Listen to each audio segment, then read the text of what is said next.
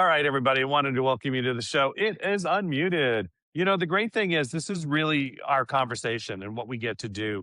And some of us travel more than others, and it's fun because we live those lives. And some of us climb mountains. And my co-host really pushed me to the next level because there is that part of yourself that you do so much travel. You've done so many things. You go, I'm sort of done with that now. And then I hear these great stories of these places they're going to. I'm like, yeah, maybe I'll do that, or I'll live through you. I'll decide at that point. So, wanted to welcome my co-hosts of the show, Sandy Grigsby and Jeff Frost. Give them a thunderous round of applause. Sandy, how are you doing? Are you bringing this up, Michael, because I just did a rally through the south of France and Monaco and touching a little bit of Ugh, Italy? yeah, I know. It was rough, wasn't it? It was really rough. You know, I have to confess it was a bit rough. So the first day we were driving a Ferrari Spider and my co-pilot was too short to stay over the steering wheel. Because our car that we had gotten, we ordered a specific Ferrari and they gave us the wrong one. I guess there was a technical issue with the one we wanted. And the one we received was an older model and it had bucket seats and the seats didn't lift. So she couldn't lift herself up to see over the steering wheel. So unfortunately, she Whoops. didn't get to drive. So I get to say I drove the Ferrari Spider the whole day. It was awesome. Day 2 rolls around. We switched our car so she could actually drive it. And we moved to a Porsche, which was great, except for it wasn't the smoothest ride with her driving. And she's amazing, but it was a little choppy. And going through the French Alps, let's just say my tummy didn't love it. Oh, Yeah. Yeah. yeah, First yeah, world yeah, problems. First world problems. First of all, but it right. was an awesome trip. The people you meet on these rallies are fabulous. And the adventures, the stories, just the connections, the synchronicities, it was insane. Wow. Let's talk about that a little bit because we were gonna talk a little bit about AI branding stuff. We might do that or the next time. Who knows? But one thing I find in business a lot, we always used to talk to clients and say, if you fly first class. Why? Because you never know who's sitting next to you. And part So of true. what you're doing there, can you talk a little bit about what you do when you go to events like this and what it sort of means? It's the experience, of course, but what more is there that people sometimes miss out on?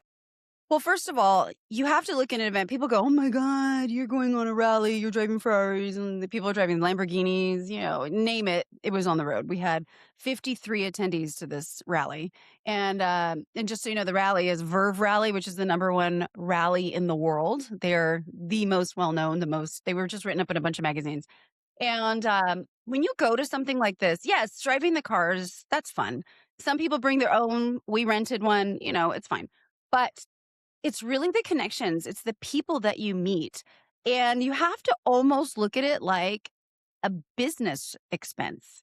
Don't look at it Mm. like Mm. just a vacation or some fun thing you did, because the connections you make are amazing for business. So, for example, I'm working on a cafe in Cambodia. I had 2 people that were interested in investing in the cafe. Another person says, "Oh, I want to open a bar. Can you help me do that?" 2, 3 business opportunities right there. We do our trips around the world, and I had people say, "Oh my gosh, what's your next trip? I want to come." So now we've already got bookings for our 2028 trip to Peru. So it's just, you have to look at things a little bit different. And then it's also the relationships. I've met some incredible people that I'm so blessed to know now. They're just so much fun. They're so inspiring.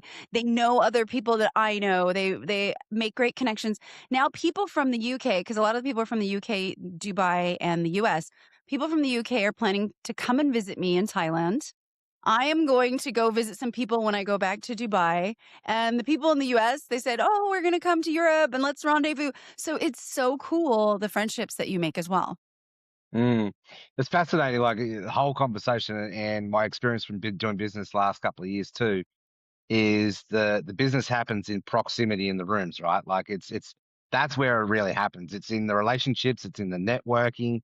And it's part of like why I come over here to America for 3 months. Like I've made a lot of awesome relationships doing this, online, but actually, going meeting people like Mary and a couple of other people that I've had the opportunity to meet while I'm over here in person, just it taken the whole nother level. And then the invitations that come off the back of that, that's been very fascinating too. So I totally pick up what you're talking about here, just probably at a smaller scale, but it's the same mechanics though, right? Doesn't matter what rooms you're in. Yeah, Mm. it's true. I mean, and the when you start hearing these stories, like here's an example. Some of the people brought their sons, and one person brought their daughter. The daughter was probably the youngest, I think she was 17 or 18. But the boys were all around 20 to 22 years old. I was floored by how impressive they were. I mean, these young men, they're looking at their parents, they're going, "Yeah, I'm really inspired by my father, I'm really inspired by my mother." And they're doing things that you just don't see kids do these days. For example, one of the guys, he's 22, he lives in the UK. His mother runs a family office and she does private retreats, and he's watched that and he said, "I'm going to get into finance." We're like, "Great." He wanted to do this rally again, and his mother bought this for him as a gift, and it was a graduation gift. He wanted to do another one for next year. He crunched the numbers in his head and he goes, "Wow, I could do this. I just have to save up 500 euros a month and I could do the rally." Like the way he was thinking about it, and I can do this and I'm going to get this job. And it was so beautiful to watch. Well, a lot of kids who come from wealthy families are just entitled and just kind of like expect mom to pay for it. He was like, "No, I can do this. I'm going to pay for this on my own. I'm going to do this job. And it was so impressive to watch him. The same thing. Another guy he's 20 and he said, "Yeah, my dad really inspired me. I'm going to get into finance. I'm going to do this. I'm going to do that." And he was talking about his future in such a powerful way. And I'm watching these kids going, "Whoa." And it really makes a difference of who you're exposed to. They're watching these entrepreneurs, hugely successful Right. people, and they're following in the footsteps of what they're exposed to. It's amazing. So, question on that, because I'm starting to see it too, with my own boys and stuff, and the compliments that we've been getting, like going out to restaurants and dinners, and everybody's keep coming up to us saying, "Wow, your boys are well, like they can communicate well, they can hold a conversation with adults, blah blah blah." You know, and then so like it makes me think, is there a like a dividing gap that's getting bigger and bigger between kids who are raised with entrepreneurial parents versus who aren't? Like I can start to see this big gap and this big divide happening. Do you think that what's the I don't know. I'd love to hear your perspective on that. I actually think it's what you're exposed to. So, for example, if you're with parents who are entrepreneurial, but they're negative and they're always complaining about money, and some people are just money focused. "Oh, we don't have enough money for that. We can't do this. This is too hard. We won't be able to. We need to budget. We need to." And that's the space that they live in. Kids are The sponges environment. and they're parrots. They start to duplicate and repeat everything they see and hear. Well, if the parents are talking about, we could, instead of spending that on this, let's invest it, or let's look at this portfolio, or this is a good place to put our money, then kids' brains start thinking in that way. So whatever they're exposed to is what they're going to pick up.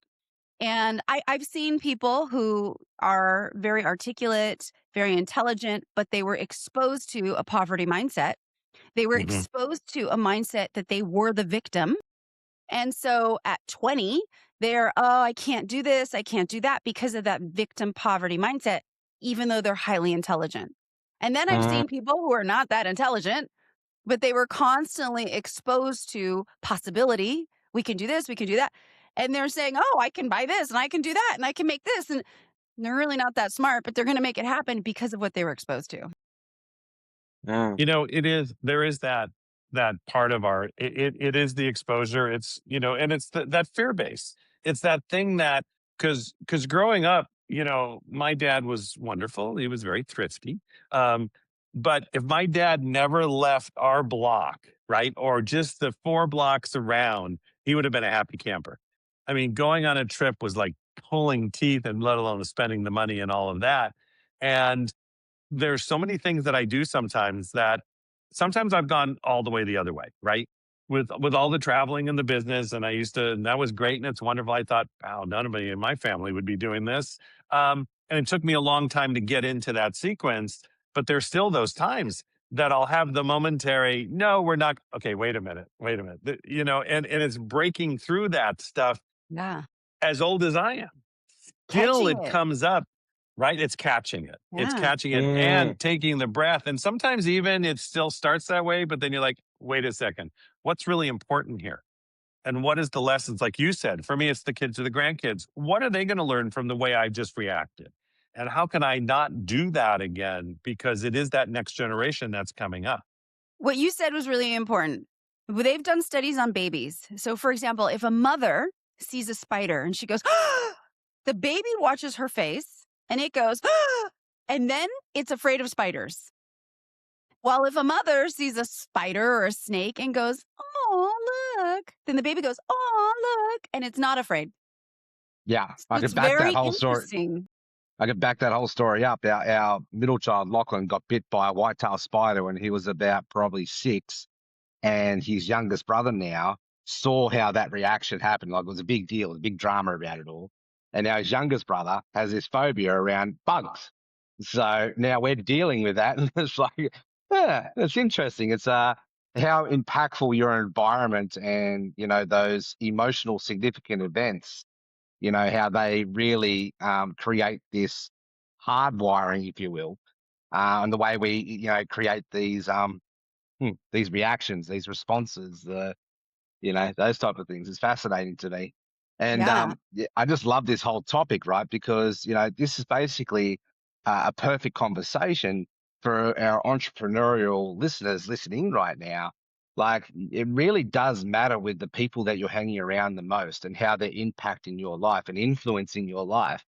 So, like, if you're really in that entrepreneurial mindset, but you're surrounded by negative people, you're probably gonna, that's probably gonna rub off on you, right? And the opposite's true to the other fact of that. And that's why, you hear the whole saying, you become like the 5 people you hang around the most. Mhm. Mm, It's so true. That's mm, why I'm very careful with the people I hang out with. I mm, used to have friends from years ago when I worked in Beverly Hills and things like that. They were lovely people, very kind, amazing people, but very negative. Everything was hard. They can't. It was drama. They talked about all the problems with their family and with their job and how they hated their boss. And it was just like negative, negative, negative, negative. And I found that I would start to slip into that place too because you start mm. to mirror the people that you're with. Yeah. So you start to complain too. And then I realized that's not me and I don't like that and I don't want to be around that. And unfortunately, I had to separate myself from those friends. And when I did, things shifted. And the interesting part is one of the people that was like that came back years later after watching me on social media and seeing things and said, I realize I've been really negative and I'm trying to shift. And they did. They changed their life. They moved to a different place. They got a different Mm, job and their life became amazing because they stopped that cycle of negativity and spending time with people who are also that way. So it I'm doing really some. does make a difference. I'm actually doing some work with a transformation coach at the moment, and I've come to realize that, my patterns of behavior, right? When things are going really, really well, like I've looked at back through the patterns of history, and it's like, I've rose, I've crashed, I've rose, I've crashed, I've rose, I've crashed, and I've gone, well, there's a pattern here. Like, what do I need to do to sit back here and look at that pattern and break that mold? And the thing that I've come to realize in this last couple of weeks is when things are going really, really well, I start to fall into this brace mode, waiting for the other boot to kick me in the ass because that's what I'm expecting to happen. And it's like, I'm brace mode versus like when I'm sort of working from the ground up, I'm in pioneer mode, I'm in let's go mode. So it's working those different energy levels. But the whole conversation comes around to, and I think this is the theme of this topic, it's been aware, it's been present, it's been mindful. Yeah, absolutely. Michael, have you experienced that as well? Yeah, I was thinking about all the times.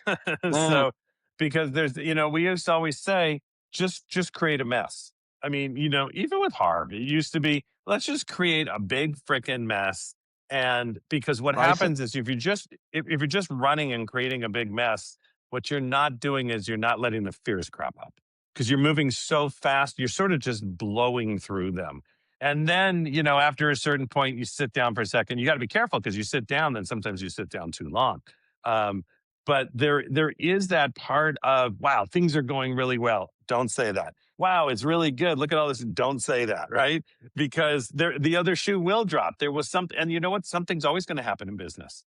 There's always something it's the one client you never wanted, the one who wants all their money back, the one who's going to complain about you to everybody you know, the one who's just unhappy and the gripes, the one every time you get on the phone, you're like, I'm just energy's been sucked. I can't believe this. How can I have this as a client? Fire them. Um, those things all happen. And I like that. Let's just go. Let's just go. Let's just keep going. Let's just keep going. As long as, especially if we're making a difference and we're enjoying ourselves along the way. Because if I'm having some fun, probably the people around me are having some fun. It's not always about fun, right, Sandy? The business is not always about fun, but are we making a difference? And I've definitely had the other side, and it's happened many times. Yeah, I recently did a post on LinkedIn about this.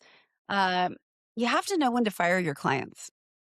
Mm, And I think people don't do that because they live in the, but I need this job. I need this money. I need, mm, as opposed to what actually matters. And I have done a lot of firing of clients. I recently had someone come back and say, "Hey, I want to rehire you." And I was like, "Yeah, no, sorry. Because you weren't a mm. fun client to work with. I didn't enjoy it. Yeah, you paid me a lot of money, but you also were difficult. You didn't show up. You took forever to pay. You like there's so many things. And in in a career, in your business, whatever it is, you have to know when to say no. And a lot of times people just suck it up and say, keep pushing. And I don't think that's the case. You have to know what's going to work with you and what's not. Because here's the thing, if you have a client and they're a nightmare and you keep working with them, it's going to make you miserable. You're not going to be excited about the job you're doing. You're not going to be performing as well because you're going to be thinking, oh, this horrible client. And you're going to be doing things that you shouldn't be doing just to make things work. And the horrible client's going to just drag you down and shift your mood. If you get rid of that client, it opens you up for more impressive, relatable, fun, amazing clients. And that shifts everything. That shifts the quality of work that you do. It shifts the way you work. It makes you love your job more. So that's the thing. I believe people should really go through who their clients are and purge. Yeah. It's No, fascinating. Like, go ahead, Jeff. sorry, I'm just hearing this whole conversation, and I've just got the light bulb moment go off here. It's like when you're in that almost I have to mode, the resentment mode, the like when you're coming out of I need mode, and you're grinding through. That's a recipe to burnout. Versus, I get to do this. This is fun. This is my happy space. This is in alignment.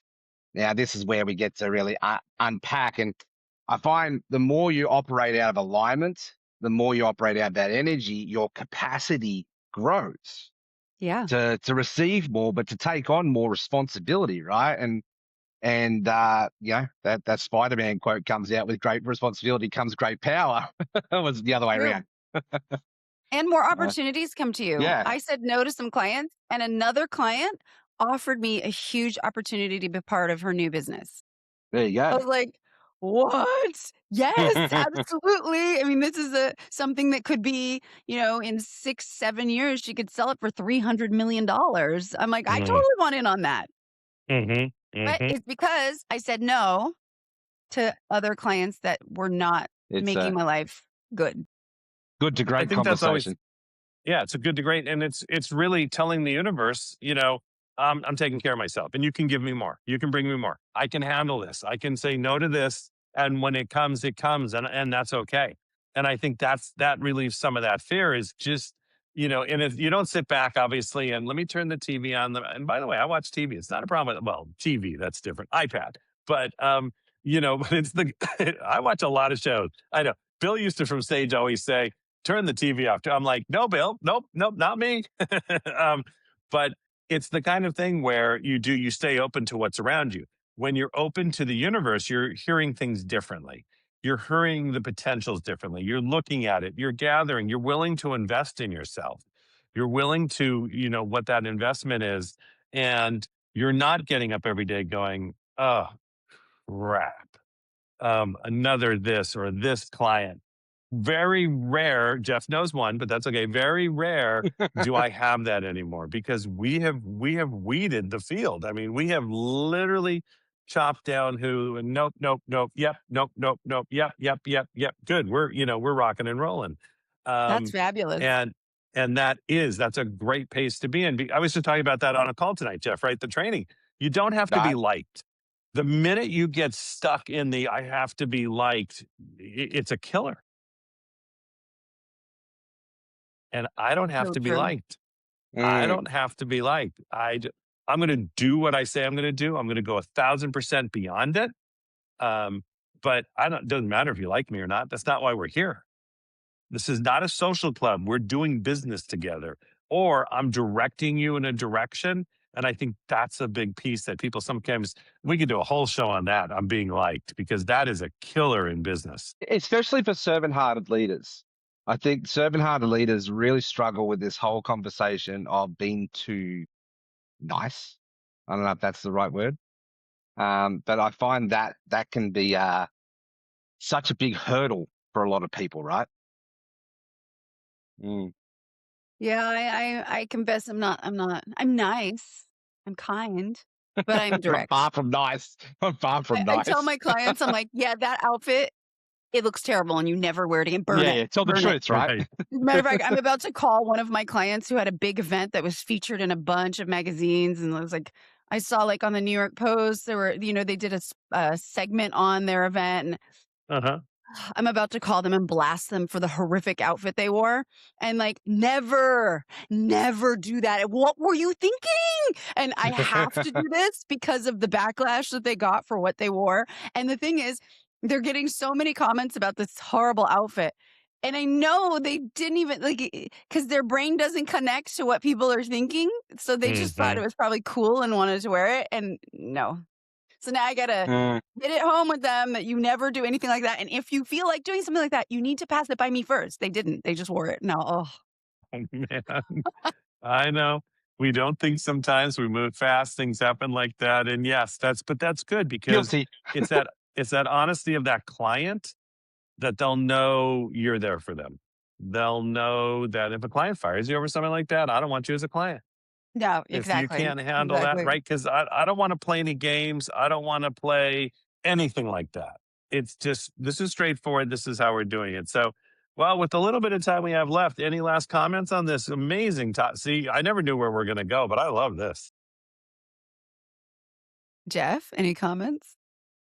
No, it's just always a hoot, having a conversation with you too. It's I think it's it's when, like minds come from, together, but also from different levels and different experience. I think it makes a very robust conversation, and I'm quite Mhm. enjoying these conversations with you both. So thank you. Yes, me too. Thank you so much. I guess I go now and pick my outfits for next year's rally. Here we go. Here we go. It'll Oh take me a Well, year thank to no. you, compete with everybody. what I just did. Right. Oh man, thank you everybody for listening again. From myself and my co-hosts Sandy and Jeff and Unmuted, sometimes it's a banter, sometimes it's a conversation, sometimes it's whatever happens at the moment, which keeps it fresh, keeps it new. You can make comments, you can go, like, subscribe, whatever you need to do, whatever service you're listening to, make a nice comment, say how wonderful you are, take a look at the outfits Jeff and I are wearing, and don't make any comments about that. But that's a story for another day. I played with grandkids all day. So, anyways, everybody, just, thank you so much, Jeff and Sandy. This is always great. We have guests coming on for the next couple weeks, and we'll be right back to it. But it is about the conversation to keep yourself fresh, to keep yourself new. It's the things we know you all think about because we do. And maybe there's a different perspective, and there'll be one thing that you can take away, and life is good. So, I wanted to thank you both tonight again. Thank you. Thank you. All right. All right, everybody. From myself and the team from Jeff and Sandy at Unmuted. See, I finally got it, Sandy. You've been gone, right? You missed. I got it. I He's been got it now. practicing. He's been practicing. I've been practicing. It's good. All right, everybody. Have a great morning, afternoon, or evening. From myself, Michael Silvers, and Unmuted. We'll talk to you soon. Bye, everybody.